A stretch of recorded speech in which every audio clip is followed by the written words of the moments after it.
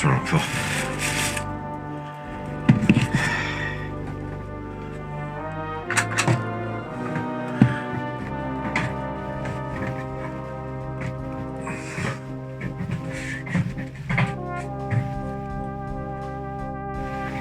I got these boots down from the attic.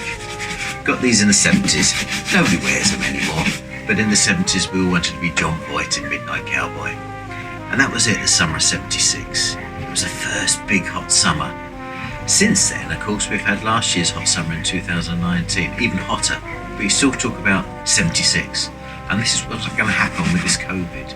Years to come, youngsters in their 20s now are going to talk about 2020, the first lockdown. Always remember the first.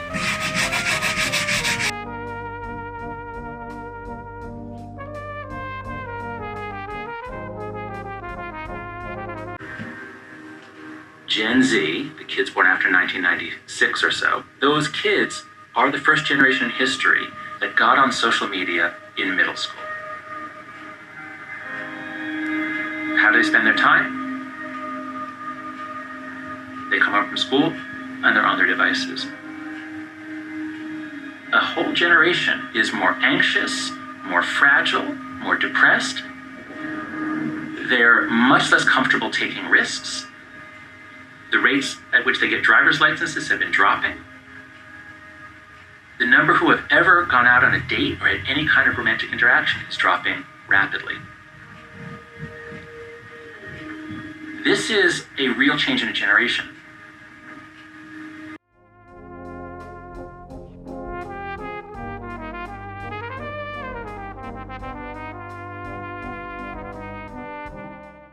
Man commence de l'autre côté du désespoir. Right? Life begins on the other side of despair. May I join you?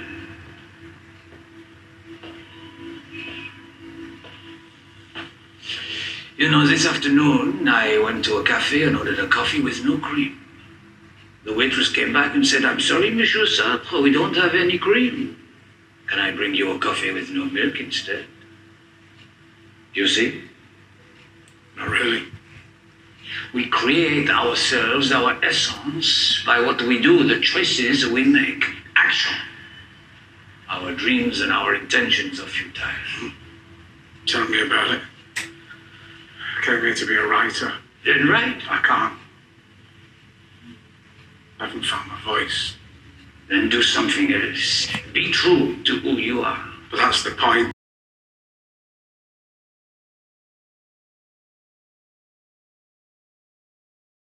I've been doing some research.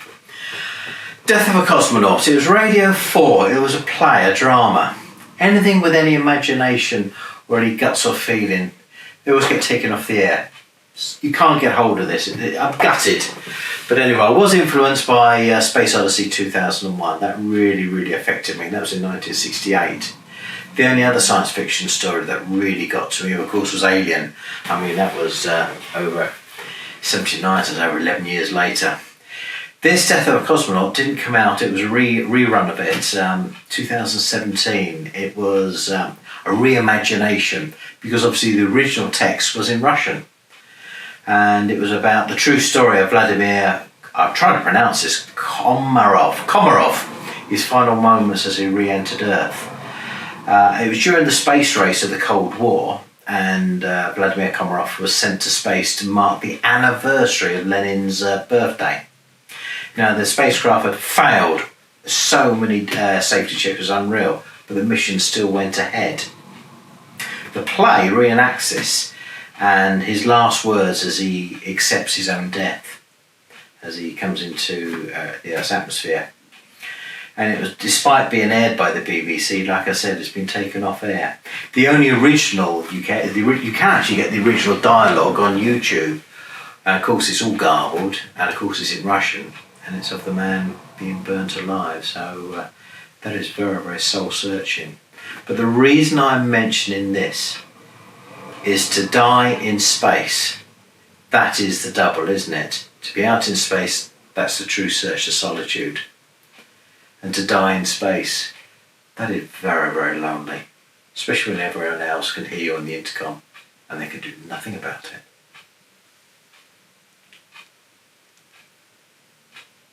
Maybe you want to see what that looks like. Is Brezhnev watching you somewhere down there? I hope this is glorious enough for his glorious statement made to the Americans to mark Lennon's birthday. An aborted mission, a cosmonaut stranded in space. Happy birthday, Lennon. Happy birthday, Lennon. Are you watching, USA? Did anyone tell Brezhnev the Soyuz wasn't ready? No one told him this mission was doomed. No. Doomed. No, it's not over yet. It could still be a triumph. Maybe. It could still be a triumph. No one told him this mission was doomed. No, it's not over yet. It could still be a triumph if he can just make it home. Home to your children and your wife. Valentina. What have they told her? What have they told the children? Will they tell them you were brave? Will they tell them you died furthering the cause of the Soviet Union? Stop it! What good?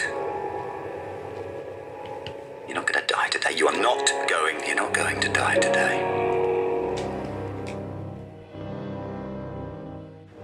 All I know is from experience. Everybody's different, that said, but certain individuals, including myself, who suffer from depression, you have to do everything possible to keep positive. And one thing that you must do at all costs is avoid negative people. Try to avoid negative situations if you can. So, in my opinion, this long-term isolation leads to sluggishness, it leads to depression. People withdrawing into their shells, and a lot of people contemplate suicide a lot. That is not a good thing.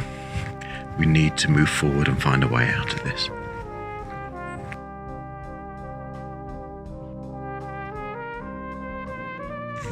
So where are we at? Well, everything's been put on hold with COVID. That means businesses, our lives, our health, definitely our mental health, our relationships, our future. And maybe, perhaps, we're going about this the wrong way. Maybe rather than just wait and nothing seems to be happening, perhaps we should just accept that this is the future. This is how it's going to be from now on. And if we can adjust and accept that, it's not going to be easy at all. I think that we may be able to get a head around that, because the continuous waiting isn't doing us any good.